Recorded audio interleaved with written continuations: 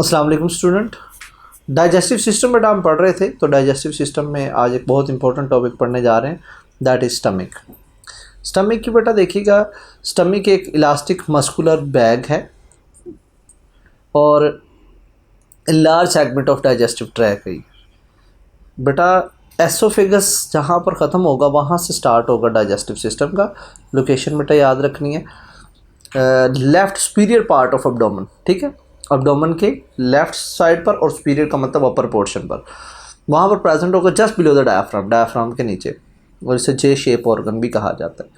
तो लोकेशन बेटा आप लोगों को समझ आ गई, शेप समझ आ गई। नेक्स्ट देखिएगा, ये इसकी एनाटमी है, ठीक है।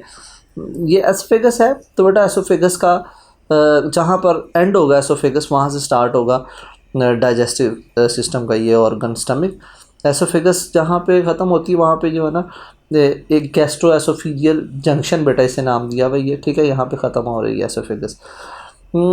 स्टूडेंट याद रखें, स्टमक का ये अपर पोर्शन फंडस कहलाता है, यहाँ पर जनरली गैसेस आकर स्टोर होती हैं, ठीक है।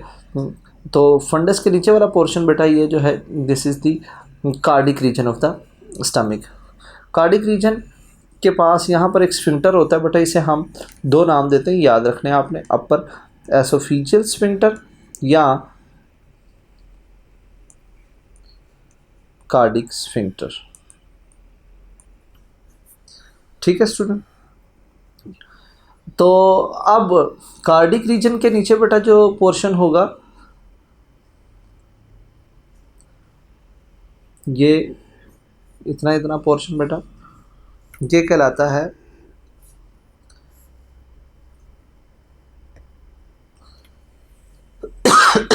एंट्रम, इसे एंट्रम कहते हैं। और लास्ट पोर्शन जो है बेटा ये पाइलोरिक रीजन कहलाता है, इसे पाइलोरिस भी कहा जाता है।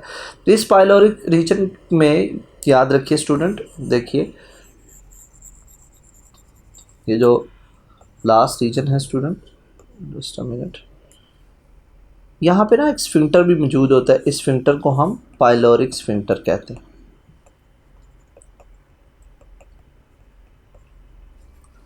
तो स्टमक के बाद बेटा नेक्स्ट जो ऑर्गन का स्टार्ट होता है दैट इज़ ड्यूडिनम। तो याद रखें, स्टमक के अपर पोर्शन में एसोफेगस, लोअर पोर्शन में ड्यूडिनम है, और स्टमक की एनाटमी में बेटा ये वाला जो कर्वेचर है इसे स्मॉलर कर्वेचर कहते हैं, और ये इसे हम लार्जर कर्वेचर कहते हैं, ठीक है। और बॉडी के आपको स्टमक के बेटा पार्ट समझ आ गए, ऊपर वाला रीजन ये वाला जो था फंडस था, फिर कार्डिक रीजन आ गया, फिर बेटा एंट्रम है, और लास्ट में पाइलोरिक रीजन आ जाता है, ठीक है। तो this is the simplest anatomy of the stomach बेटा। नेक्स्ट देखें, अब हमने ना ये जो स्टमक है, स्टमक की वाल को स्टडी करना है, ठीक है। स्टमक की वाल को अगर स्टडी करें, स्टमक की वाल में सबसे ऊपर वाला जो पोर्शन होता है उसे हम मिकोजा कहते हैं, ठीक है। सबसे the upper most, the inner most portion of the stomach वाल, ठीक है, वहाँ पर जो सबसे इनर लेयर होती है वो मिकोजा कहलाती है, ठीक है। मिकोजा के अंदर ना यहाँ पर ऐसे करके गैस्ट्रिक पीट्स होती हैं, ठीक है, और अंदर की तरफ ये देख रहे हैं बेटा आप, ये अंदर तक कुछ क्लस्टर ऑफ सेल्स हैं जिसे हम गैस्ट्रिक ग्लैंड कहते हैं। गैस्ट्रिक ग्लैंड को तफसील से भी मैं बढ़ाता हूँ, ठीक है। अच्छा खैर, ये इनर मोस्ट लेयर मिकोजा थी। मिकोजा के नीचे बेटा सब मिकोजा है, और फिर ये मस्कुलैरस है। याद रखिएगा, मस्कुलैरस में यहाँ पर जो मसल्स हैं वो दो तरह के नहीं, तीन तरह के हैं। जनरली पूरे जीआईटी में दो तरह के मसल्स होते हैं, लॉन्गिट्यूडनल एंड सर्कुलर। यहाँ पर बेटा देखें ओब्लीक मसल आ गए हैं, ठीक है। लॉन्गिट्यूडल है, सर्कुलर हैं, और ओब्लीक मसल हैं। तो there are 3 types of muscles present inside the stomach wall, जबकि पूरे जीआईटी में दो तरह के होते हैं, ये आप लोगों ने समझना है, ठीक है। लास्ट लेयर जो होती है द आउटर, सबसे आउटर मोस्ट लेयर, इसे हम सिरोजा कहते हैं। तो बेटा आपने याद रखना है, मैं आपको रिपीट टेलीकास्ट करता हूँ, ज़रा सुनिएगा। सबसे इनर साइड पर बेटा ऐसे करके एकदम ऐसे अगर मैं कहूँ तो सबसे इनर साइड पे ये मिकोजा है, ठीक है। मिकोजा से पोस्टीरियरली बेटा देखें तो यहाँ पर सब मिकोजा आ गया, ठीक है, दिस इज सब मिकोजा। सब मिकोजा से पीछे बेटा यहाँ पर ऐसे करके ये मस्कुलैरस आ गई लेयर, ठीक है। मस्कुलैरस के बाहर सबसे वो सिरोजा है जिसने सीरस फ्लूइड प्रोड्यूस करना है, जो कि लुब्रिकेशन देता है जीआईटी पूरी इंटेस्टाइन के अंदर, या पूरे गैस्ट्रोइंटेस्टाइनल ट्रैक के बाहर वाले पोर्शन में लुब्रिकेशन इस सिरोजा से आती है। तो बेटा आपको पता होना चाहिए, इनर से आउटवर्ड की तरफ और आउटवर्ड से इनर की तरफ ये लेयर्स की तरतीब आप लोगों ने याद रखनी है, ठीक है। ओके, अब हम आते हैं यहाँ पर गैस्ट्रिक ग्लैंड की तरफ। तो ये एक गैस्ट्रिक ग्लैंड बेटा यहाँ पर शो किया है। याद रखिए कि गैस्ट्रिक ग्लैंड के अंदर बड़े इंपॉर्टेंट सेल्स हैं। सबसे ऊपर सेल जो हैं ये बेटा पाराइटल सेल्स हैं, देखिए लार्जर पाराइटल सेल्स, ठीक है। फिर यहाँ पर ये चीफ सेल्स हैं, और चीफ सेल के नीचे यहाँ पर बेटा कुछ एंडोक्राइन सेल्स हैं। मैं आपको बताता हूँ बेटा, आगे हम पढ़ते हैं और भी बहुत सारे इधर सेल्स प्रेजेंट होते हैं। सबसे ऊपर मैं अभी डिस्कस करेंगे आगे। इसकी फिजियोलॉजी पे आइए। स्टमक की फिजियोलॉजी, मेन काम इसका प्रोटीन डाइजेशन है, मेन काम, और भी काम है इसके। तो वो डाइजेशन में कैसे इसका रोल है पहले देखें। मैकेनिकल डाइजेशन इसकी देख लेते हैं। स्टूडेंट याद रखो, मैंने आपको भी बताया कि ये स्टमक है, तो स्टमक में ना ये यहाँ ड्यूडेनम और अपर रीजन में ये एसोफेगस, ठीक है। तो स्टमक में मैंने आपको बताया है कि इसकी ये जो स्टमक की वाल है, इस वाल में कोसा के अंदर मस्कुलैरस प्रेजेंट है, और मस्कुलैरस में 3 मसल्स बेटा हमने पढ़े हैं बेटा। ओब्लीक मसल,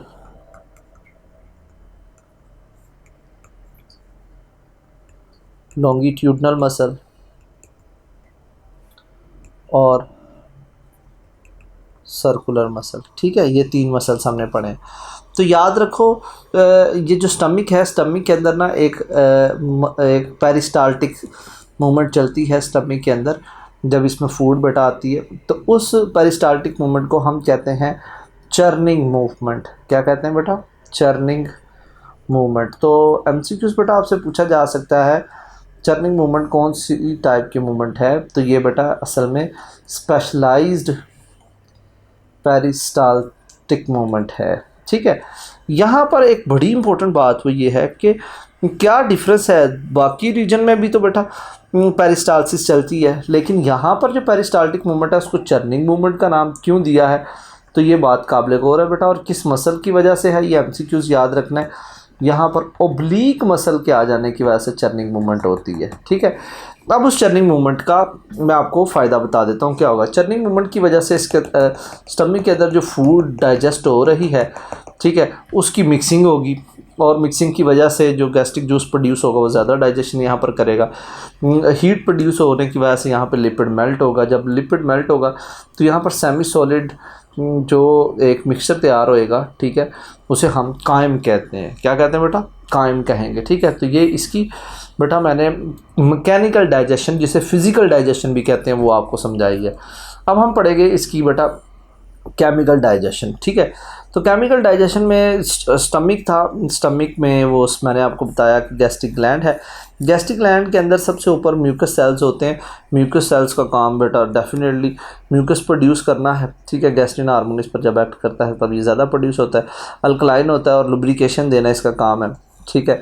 और बेटा याद रखें, यही म्यूकस सेल से जो म्यूकस प्रोड्यूस होगा वो HCl और पेप्सिन से भी प्रिवेंशन देगा, कहीं स्टमक की वाल ही डाइजेस्ट ना होना शुरू हो जाए, ठीक है। तो ये म्यूकस सेल। दूसरे बेटा सेल हैं, इनको हम ऑक्जेंटिक सेल्स, पाराइटल सेल्स भी कहते हैं। ऑक्जेंटिक सेल का काम HCl, और HCl की याद रखिएगा pH यहाँ पर हाईली एसिडिक है, ये स्ट्रॉन्ग एसिड है, 2 to 3 pH होती है, एंटीसेप्टिक है, फूड को सॉफ्ट भी करता है, ठीक है। एक और बड़ी इंपॉर्टेंट बात यह कि ये ना B12 वाइटामिन है उसके साथ अटैच होता है, और खुद अटैच तो नहीं होता, इंट्रिंसिक फैक्टर प्रोड्यूस करवाता है, ठीक है। और ये वाइटामिन B12 को फिर आसानी से स्मॉल इंटेस्टाइन के अंदर अब्सॉर्ब करवा लिया जाता है। तो वाइटामिन B12 की अब्सॉर्प्शन भी किसके बेटा, किसका फंक्शन हुआ? स्टमक का ही फंक्शन हुआ, ठीक है। ओके, थर्ड सेल की तरफ आए बेटा।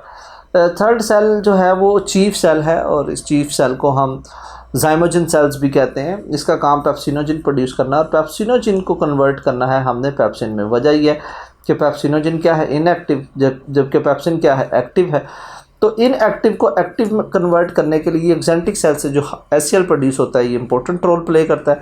तो पेप्सिनोजिन को पेप्सिन में कन्वर्ट कर दिया जाता है, ठीक है। पेप्सिन अब क्या करता है, प्रोटीन की डाइजेशन करता है, ठीक है, उसको पेप्टोन्स और पॉलीपेप्टाइड्स में कन्वर्ट करता है। Then this is a fundamental function, this is the important बेटा थिंग, याद रखिएगा स्टमक का सबसे इंपॉर्टेंट फंक्शन यही है कि इसने प्रोटीन डाइजेशन करनी है। तो स्टूडेंट हमने मैंने देखे बेटा यहाँ पर आपको मैकेनिकल डाइजेशन भी समझा दी है और उसके बाद केमिकल डाइजेशन भी समझा दी है। केमिकल डाइजेशन में एक चीज़ बेटा सिर्फ आपको बता दूं कि इसका एक एंडोक्राइन फंक्शन भी होता है। एंडोक्राइन फंक्शन ये है कि स्टमक में ना एंडोक्राइन सेल्स होते हैं, उन्हें हम जी सेल्स कहते हैं, आगे मैं उसको पढ़ाता हूँ। वो जी सेल से प्रोड्यूस होता है गैस्ट्रिन। क्या प्रोड्यूस होता है बेटा, गैस्ट्रिन हार्मोन है, ये ब्लड में जाएगा, ठीक है। और ये क्या करेगा बेटा, पूरे के पूरे डाइजेस्टिव सिस्टम स्टमक के अंदर जो मिकोजा के अंदर गैस्ट्रिक ग्लैंड है उसको स्टिमुलेट करवाएगा और ज़्यादा से ज़्यादा गैस्ट्रिक जूस प्रोड्यूस करवाएगा, ठीक हो गया स्टूडेंट। यहाँ एक बात समझिएगा प्यारे बेटा, ये जो सारे का सारा पोर्शन है, ये सारे का सारा जो पोर्शन है, ठीक है, इसमें जितनी भी ये केमिकल्स हैं, ये सारे के सारे केमिकल जो हैं ये कहलाते हैं गैस्ट्रिक जूस। क्या कहलाते हैं, गैस्ट्रिक जूस, ठीक हो गया। तो gastrin hormone ultimately gastric juice की प्रोडक्शन को बढ़ाता है। Is that clear student? Okay, अब देखें बेटा, अब जो कुछ हमने पढ़ा है उसको देखिएगा, इसमें से कुछ और बातें हम डिस्कस करेंगे कि स्टमक में कुछ म्यूकस नेक सेल्स हैं जिसका काम म्यूकस प्रोड्यूस करना, बाइकार्बोनेट प्रोड्यूस करना, एम सेल्स कहते हैं। फिर पाइटल सेल्स का काम बेटा ये देखिएगा गैस्ट्रिक एसिड यानी कि HCl को प्रोड्यूस करना है, और साथ में इंट्रिंसिक फैक्टर, ये याद है आपको, इंट्रिंसिक फैक्टर अभी बताया कि इसने B12 को के साथ बाइंड होना है और फिर जाके स्मॉल इंटेस्टाइन के अंदर जाकर इस विटामिन को अब्सॉर्ब करवाना है। कैटायंस अब्सॉर्प्शन भी इसका काम है। फिर बेटा इंटेरोक्रोमैफिन सेल्स हैं कुछ, ठीक है, इनका हिस्टामिन स्टिमुलेटेड है। ये आपकी बुक में ज़्यादा तफसील से बात नहीं है, लेकिन हिस्टामिन प्रोडक्शन भी इसके थ्रू होती। चीफ सेल्स जो है इनका काम पेप्सिनोजिन प्रोड्यूस करवाना, और पेप्सिनोजिन अल्टीमेटली किस में कन्वर्ट होगा, पेप्सिन में कन्वर्ट होगा, जिसने प्रोटीन की डाइजेशन करवानी है। तो फंडामेंटल फंक्शन प्रोटीन डाइजेशन है स्टमक का। इसके अलावा देखिएगा कुछ और सेल्स भी हैं जो कि एंडोक्राइन सेल्स के तौर पर काम करते हैं, जैसे डी सेल्स सोमैटोस्टेटिन का काम है, इसने एसिड को इनहिबिट करवाना है। जी सेल्स जो हैं ये गैस्ट्रिन है, मैंने अभी बताया गैस्ट्रिन हार्मोन ब्लड में जाकर डाइजेशन करवाएगा, ठीक है। ये एक नोट है, देखें, कहता है पाइटल सेल में कहता है H+ होता है और ATPase होता है। This transmembrane protein secrete H+ by active transport using ATP, ठीक है, जो कि H+ के साथ मिलकर क्या बनाएगा, HCl, ठीक हो गया। तो पीएच उसने बताया कि काफ़ी कम होती है। फिर कहता है very little absorption occur in stomach some water. हाँ ये देखें, याद रखिएगा स्टमक के अंदर तो काम ही असल में स्टमक का प्रोटीन डाइजेशन है, ठीक है, लेकिन थोड़ा सा वाटर और कुछ आयंस और कुछ ड्रग्स भी यहाँ से अब्जॉर्ब हो सकती हैं, ये बात भी आपने याद रखनी है।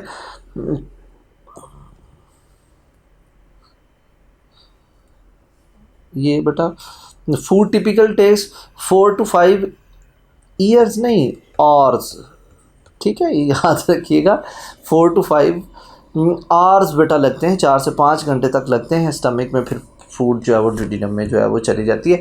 इसमें भी वेरिएशन है, ठीक है, आपने प्रोटीन खाई है, कार्बोहाइड्रेट खाया है, आपने जूस इनटेक किया है, या आपने वेजिटेबल्स खाई हैं, क्या खाई हैं, उसके लिहाज से इसका ड्यूरेशन चेंज है। लेकिन ये बेटा एक एवरेज वैल्यू बेटा बताई है, 4 to 5 आवर्स जो है ये स्टमक के अंदर फूड टिपिकली स्टोर होती है और उसके बाद फिर ड्यूडिनम में चली जाती है। अच्छा, फिर ये जो फूड पास होती है ड्यूडिनम के अंदर स्टमक से, ठीक है, इसको कहते हैं डिसकॉन्टीन्यूस फीडिंग। ये याद रखना है आप लोगों ने बेटा, इसे क्या कहते हैं बेटा, डिसकॉन्टीन्यूस फीडिंग कहते हैं। तो डिसकॉन्टीन्यूस फीडिंग का मतलब ये है कि इधर फूड आती है, स्टोर होती है, फिर आगे जाती है, ठीक है, कॉन्टीन्यूसली आगे नहीं आ रही होती, ठीक है, तो स्टोर होके फिर डाइजेस्ट होके फिर आगे जाती है, डिसकॉन्टीन्यूस फीडिंग कहलाती है।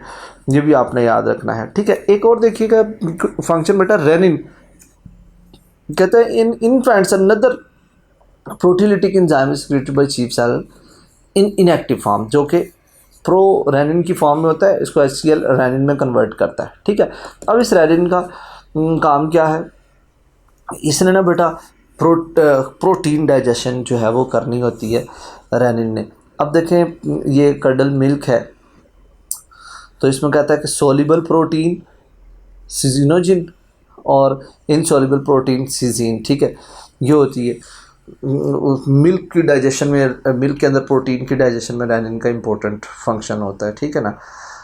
ओके, अब इसके अंदर जो है वो मिक्सिंग वेव स्टमक के अंदर चलती है। मैंने आपको बताया था पेरिस्टाल्टिक वेव जो है वो इसके अंदर जो है वो चलती है, ठीक है। स्टमक बेटा यहाँ पे कंप्लीट हुआ। बस 1-2 मिनट के अंदर मैं आपको बता दूं कि स्टमक के क्या क्या फंक्शन है। सबसे इम्पोर्टेंट फंक्शन इसका जो आपने याद रखना है दैट इज़ प्रोटीन डाइजेशन, ठीक है प्यारे बेटा। दूसरे नंबर पर बेटा आपने इसका जो फंक्शन याद रखना है वो है ये एंटीसेप्टिक के तौर पर भी एक्ट करेगा, ठीक है। थर्ड मैंने आपको बताया discontinuous feeding, this will be the third function. प्यारे बेटा ये इंट्रिंसिक फैक्टर को प्रोड्यूस करवाता है और इंट्रिंसिक फैक्टर ने क्या करवाना होता है, अल्टीमेटली विटामिन B12 को अब्जॉर्ब करवाना होता है। अब MCQs यहाँ पे बाज़ का पूछा जा सकता है कि ये विटामिन B12 जो है वो कहाँ अब्जॉर्ब होता है, ठीक है। तो देखिएगा ये ओरल कैविटी में अब्जॉर्ब होता है बीटा, ये एसोफेगस में अब्जॉर्ब होता है। विटामिन B12 क्या स्टमक में अब्जॉर्ब होता है, क्या ये स्मॉल इंटेस्टाइन में अब्जॉर्ब होता है। तो बेटा इसका आंसर बहुत सारे बच्चों के ज़हन में ये होता है कि स्टमक सर ने पढ़ाया टॉपिक तो स्टमक आंसर होगा, ठीक है, जो कि गलत है। याद रखिएगा इसका आंसर है इलियम, इलियम आंसर है। विटामिन B12 सारे विटामिन्स जो हैं वो स्मॉल इंटेस्टाइन में अब्जॉर्ब होते हैं, वो बाकी पोर्शन में अब्जॉर्ब नहीं होते, ठीक है। अलबत्ता विटामिन B12 के साथ इंट्रिंसिक फैक्टर जो है वो अटैच होता है, जो कि प्रोड्यूस कहाँ से हो रहा है, स्टमक से प्रोड्यूस हो रहा है। आपसे पूछे इंट्रिंसिक फैक्टर कहाँ प्रोड्यूस हो रहा है, स्टमक आंसर है, ठीक है। और आपसे पूछा जाए ये विटामिन B12 जो है ये कहाँ अब्जॉर्ब होता है, तो बेटा answer will be small intestine और स्मॉल इंटेस्टाइन में ileum. Is that clear student? तो this is all about the stomach. आप तमाम बच्चों को स्टमक की एनाटमी, स्टमक की फिजियोलॉजी जो है वो तैयार करनी है। लेक्चर को अच्छे तरीके से सुने, उसके बाद आप लोग MCQs की रिहर्सल करें, तो इंशाल्लाह आपकी तमाम प्रॉब्लम्स रिजॉल्व हो जाएंगे। अस्सलाम वालेकुम स्टूडेंट।